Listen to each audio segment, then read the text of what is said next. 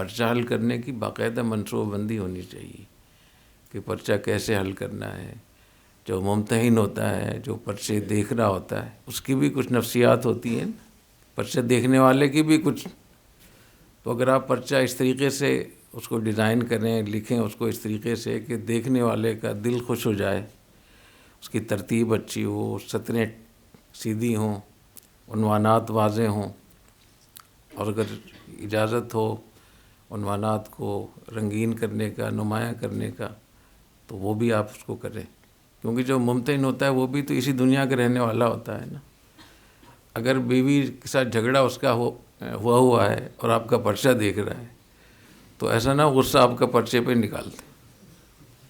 اس لیے امتحان دینے کے بعد بے خوف نہ ہو جائیں.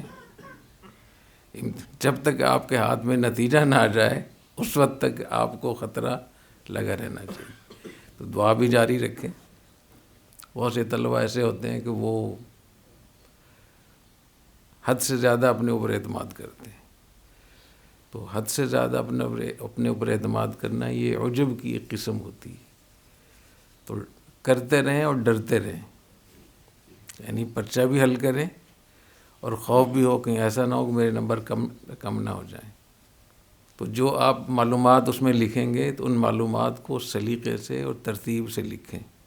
تو موڈ کے اوپر بڑا ایک اثر ہوتا ہے، کیونکہ جو استاد نمبر دے رہا ہوتا ہے نا، تو اگر وہ آپ اس کو اپنی تحریر سے، خوشخطی سے، اس کی ترتیب سے، اس سے آپ اگر اس کو آپ مطمئن کر دیں اور وہ خوش ہو جائے تو آپ کو نمبر کو زیادہ وہ دے دے گا. اور اگر اچھا پرچہ آپ نے کیا ہے تو بہت اچھے نمبر دے دے گا.